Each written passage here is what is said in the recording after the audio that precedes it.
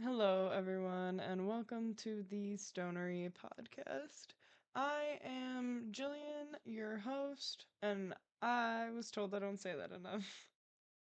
So, here's me introducing myself from now on, question mark? Hopefully. I'm Gillian. I'm here to talk about Foothills hash strawberry cream cake, which I actually have a little tiny bit left of. It is on its last legs. This shit is old, but this was Foothills hash, his first drop of single batch rosin. Let's see. Hash. You can see it's that 2 gram, and I have the it's 1 gram, but I got 2 jars of it from I was at the little shop of flowers. But I figured I would kick this thing off with a rip of whatever is left of this guy. Of course, I'm not gonna do the whole dab because that's actually a decent amount still left. I do have to kick into gear on finishing this though, because I have others that are wee strawberry cream cake as well. This one's Team No Till. I have a couple of Team No Tills. I'm really excited about these. I really loved these. If you see Team No Till, go grab them. If you see Foothills Hash, go grab it. They are amazing. They're great people. They are genuinely.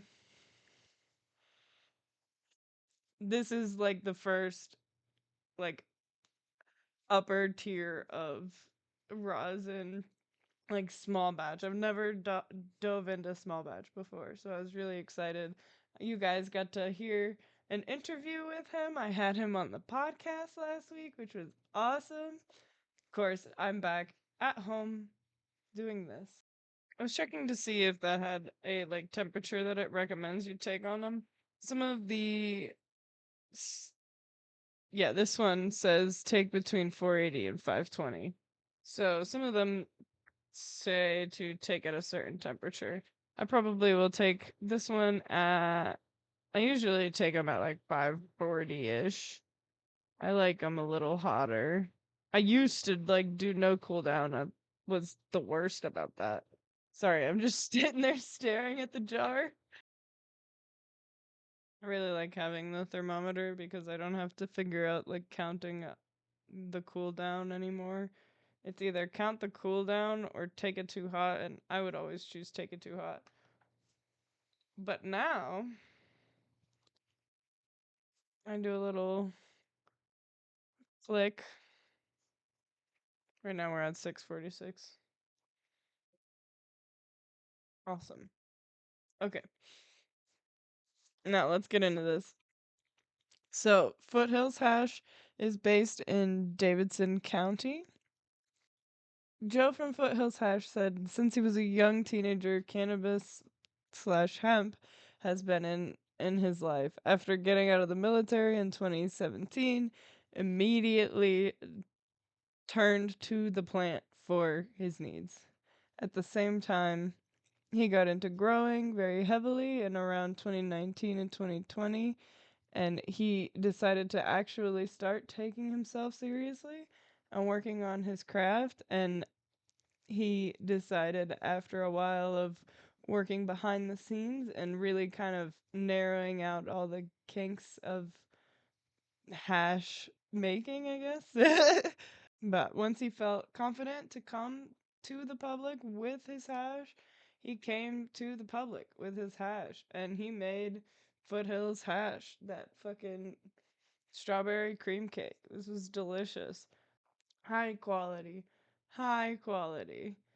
On top of just the pressed rosin in its small batch. He said that once he took his step to quit his day job and focus on the plant, everything else fell into place for him. And I love that because the plant provides no matter what. I asked what his plans were for the future, and he plans for doing this as long as he can. He wants to work with more farms and get like. Currently, he washes for Team No Till, Regenerative Farms, and Mother Tree, North Carolina. But maybe he'll be washing for more brands. I asked what product that he would recommend to a new cannabis user, and he said whatever interests them in the first place. If it's flower, then have them try flower, but if they are interested in dabs, give them a dab, give them a small dab and teach them how to do it right, but give them a dab. And I fully agree with this. I don't think we should be as scared of concentrates as people make concentrates out to be. Being a regular dabber, genuinely, sometimes my lungs feel like lighter and like it's easier for me to breathe when I'm taking more dabs than when I'm smoking flower. It just, the level of tar that flower builds up in your lungs is a lot. So sometimes I'll take a break with dabs, but I also will take a break from dabs with flower because your tolerance gets way too freaking high. I asked what product he would recommend for a regular cannabis user who is new to Foothills Hash. Now this question is really more for the bigger companies, but he still was a trooper and answered it, but he only processes a single source into pucks. But eventually he would like to extend into the cartridge market, but he is in no rush to do that. I think he is enjoying what he is doing and really just enjoying working with the farms that he's working with. He said he's still a very new hash maker within the scene, so at the moment he only recommends he only has the puck of dabs for his products, so that's what he can recommend, and that's valid as fuck, dude. I really genuinely think anyone could try these dabs as long as you're with somebody who's taking the time to dose out. Like you're gonna take your hot knife, and I'll do it right now, but like they teach us at freaking Keffy. You go in for like a grain of rice. And man, these dabs are dry and crispy. And this isn't a grain of rice. And this is more closer to a dab that I would take. It's a little small for me personally. I I have a really high tolerance right now. If I okay, it really depends. If I'm loading the Puffco, I'm putting way more dabs in. Not at Keffy. This is at home. But if I'm loading the Puffco, I'm putting in a globber of fucking dabs. Like I'm putting in probably the rest of this jar, which is not easy to see. And I tore into there with a nectar collector as well, so that's my bad. It's not pretty anymore.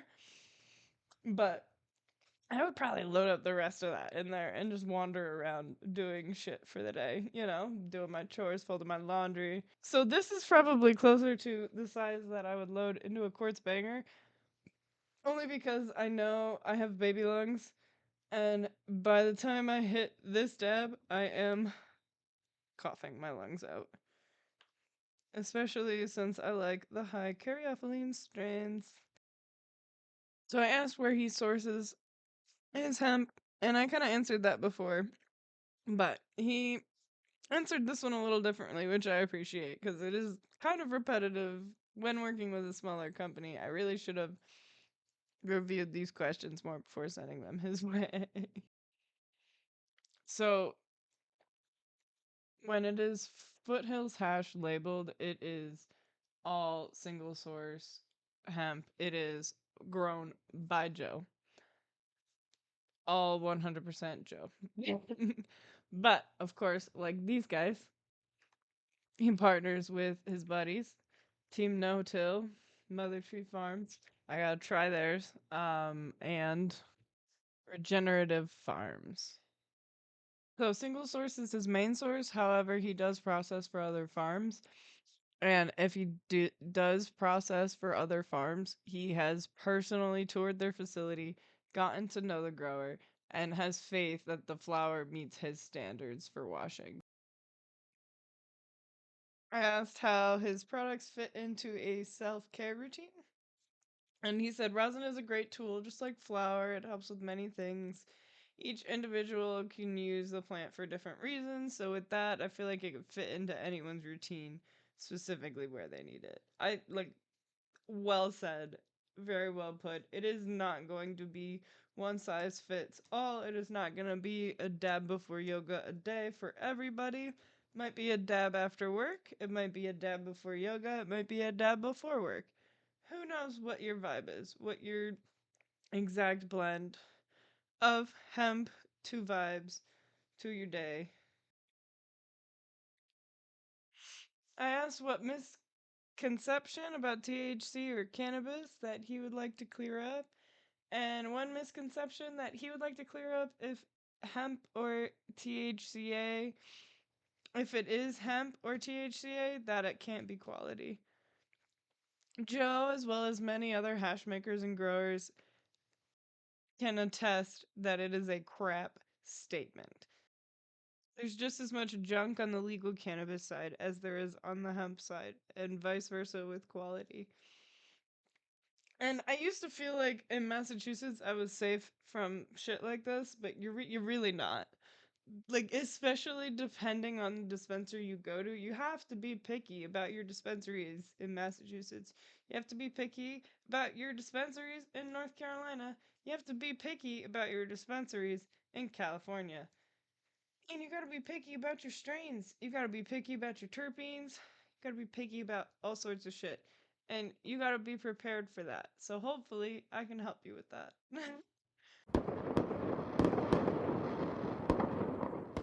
Getting into the strain specifics for this one. This one was a really good high. Really good sleep aid. It really helped me with my munchies. It really, like, I'm even feeling it right now. I'm hungry. I want to go eat a snack. I keep trying to drink my Coke. I want something like sweet. I want, I want munchies. So, with this one, when I first got it, she was 5 out of 5. Beautiful, gorgeous, as pretty as this one was when I first got it, but this one's also not new either. For the smell and the flavor, I gave it a 4 out of 5. It was amazing. It wasn't really pungent in the smell wise, but I think that comes with it being a cold cure rosin. But it was delicious. Phenomenal flavoring. I loved it. The high for this one, I would give a 5 out of 5. It is a pretty good high. It is going to take you where you need to be. It's, even if you have like a high tolerance, in my opinion. I have a high tolerance. Higher than average, maybe low for like cannabis influencer, you know, but definitely high for average consumer. I don't know. I feel like I'm always smoking a ton of weed and I don't usually get very high. And I know a lot of that is because I need to eat more and drink more water. Some of that is just high anxiety and not getting too calmed down unless I get something in my system as jarring as a massive dab, you know? I'm not getting in those relaxed states very easily. So the dab is what like shocks my system into it. Hey guys, I am in a different spot because this is a laptop, but I forgot. I never updated you. So the terpenes in this one are caryophyllene and myrcene. And I found that out by texting the maker because I forgot to ask until now, I guess. And the episode goes up tomorrow. So happy St. Patrick's Day. Or I guess happy late St. Patrick's Day because the episode drops tomorrow and it's over. But strawberry cream cake is heavy caryophyllene and then myrcene, which is very unsurprising. And I literally responded with, "Oh, them's my besties," you know? Like, caryophyllene is a bitch, but I fucking love it. Someone explain that to me. It is the highest coughing strain. I swear to God, sometimes I will even pull muscles because of how bad I cough. It has happened. All right, so this one is kind of where it sucks. Well, it doesn't suck. If I'm going packaging and value for rating, packaging is great. I mean, it's a cute little puck. It's got the logo all over it. It's faded because I've been throwing it around, but cute little puck. Pricing. I got it. Excuse me. I got it discounted because it's older, but at Cafe we had it for $90 a gram, which is kind of out of my price range for 1 gram. Ugh, I say that, and yet I brought home this guy who was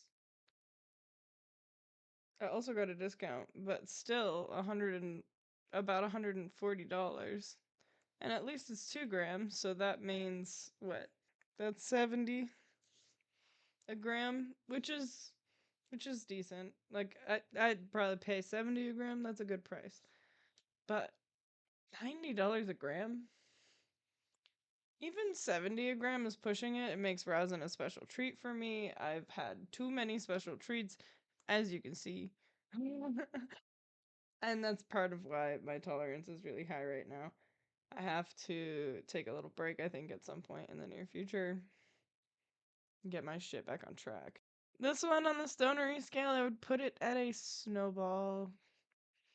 This was really good. I really love it. These dabs, these cold cure rosin dabs, are killing me because they are delicious, and I want more. I want I want to dive deeper into rosins. I want to spend all of my money, but I have, and I don't have more, and I need to work on saving. So, but that is all for today. Thank you guys for coming to the podcast. Thank you for supporting me in any way you do. I should have mentioned this at the beginning of the episode, but I have made merch. Sorry, I got distracted. I have made merch. I have made a sweatshirt. I have made 2 t-shirts. I have made shorts. The colors are not all the same, and that is because I had to pick the colors based on the item. It's just the way I have it set up right now. It is cheap.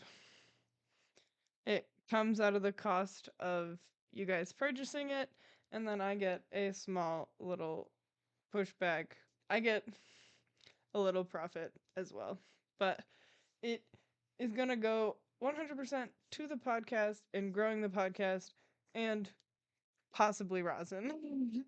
But I promise if it goes towards rosin, it will be on the podcast.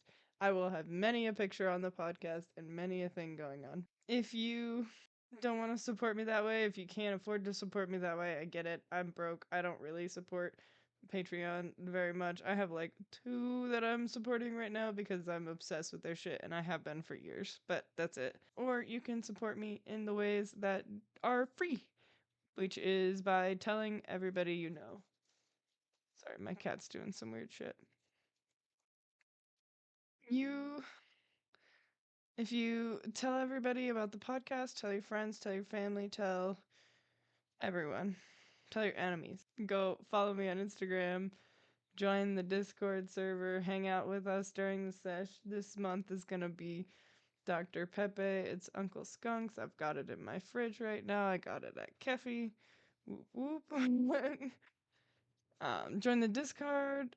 Join the Discord. Follow me on Instagram. Follow me on TikTok. I have links to all of this in the description of this episode. It's also in the bio on my Instagram. So, if you found me here, please go find me in all those other places, and hopefully, we'll make one big, cute little stoner community. All right, thanks everyone.